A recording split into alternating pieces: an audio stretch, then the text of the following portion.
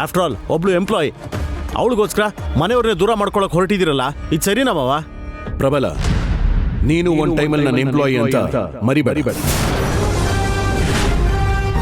Employee ಆಗಿದ್ದವನು ಇವತ್ತು ನೀನು ಈ ಮನೆ ಅಳಿ ಆಗಿಲ್ವಾ?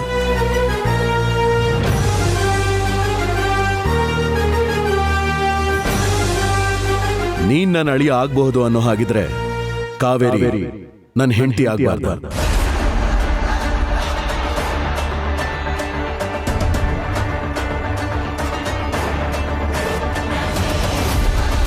ನಾನು ನನ್ನ ಜೀವನದಲ್ಲಾಗ್ಲಿ, ಮನೆಯಲ್ಲಾಗ್ಲಿ, ಕಂಪನಿಲಾಗ್ಲಿ ಅವ್ರ ಆಸ್ತಿ ಅಂತಸ್ತನ್ನು ನೋಡಿ ಸ್ಥಾನ ಕೊಡೋದಿಲ್ಲ. ಅವ್ರ ಯೋಗ್ಯತೆ ನೋಡಿ ಸ್ಥಾನ ಕೊಡ್ತೀನಿ.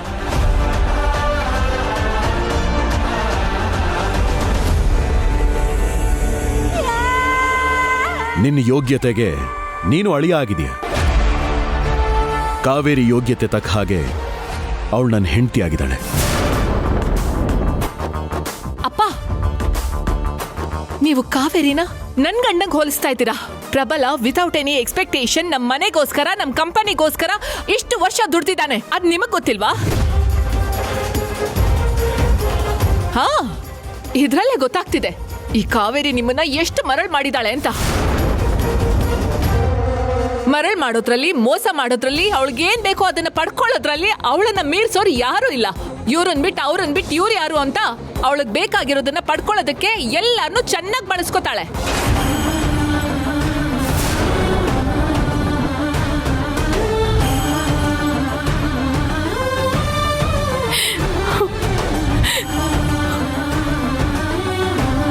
ಕಾತೆ, ಮೈಂಡ್ ಯುವರ್ ಟಂಗ್.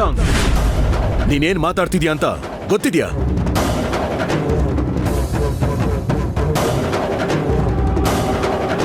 ನಾನೇನ್ ಮಾಡ್ತಿದ್ದೀನಿ ಅಂತ ನನಗ್ ಚೆನ್ನಾಗೇ ಗೊತ್ತಿದೆ ಅಪ್ಪ.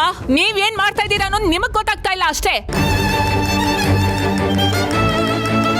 ಅದನ್ನ ಗೊತ್ತು ಮಾಡಿಸೋದಕ್ಕೆ ಈ ಪ್ರಯತ್ನ ಮಾಡ್ತಾ ಇದ್ದೀವಿ. ಅದಕ್ಕೆ ಯಾವ ಕಾರಣಕ್ಕೆ ನೀವು ಕಾವೇರಿನ ಮದ್ವೆ ಆಗಿದ್ದೀರಾ ಅನ್ನೋ ಪ್ರಶ್ನೆ ಕೇಳ್ತಾ ಇರೋದು. ಅದಕ್ಕೆ ಮೊದಲು ಉತ್ತರ ಕೊಡಿ. ಅದು ಬಿಟ್ಟು ಯಾರ ಹತ್ರ ಹೇಗ್ ಮಾತಾಡ್ಬೇಕು ಅಂತ ನನಗ್ ಬುದ್ಧಿ ಹೇಳಕ್ ಬಂದಿದ್ದೀರಾ? ಆಗ್ಲೇ ಹೇಳದ್ನಲ್ಲ, ಟೈಮ್ ಬಂದಾಗ ನಿಮ್ಗೆ ಎಲ್ಲ ಗೊತ್ತಾಗುತ್ತೆ ಅಂತ. ಟೈಮ್ ಬಂದಾಗ ಗೊತ್ತಾಗತ್ತೆ, ಟೈಮ್ ಬಂದಾಗ ಗೊತ್ತಾಗತ್ತೆ ಅಂತ ಅದೊಂದನ್ನೇ ಹೇಳ್ತಾ ಇದ್ದೀರಾ. ಯಾವ ಟೈಮು? ನೀವು ಸತ್ನಲ್ಲ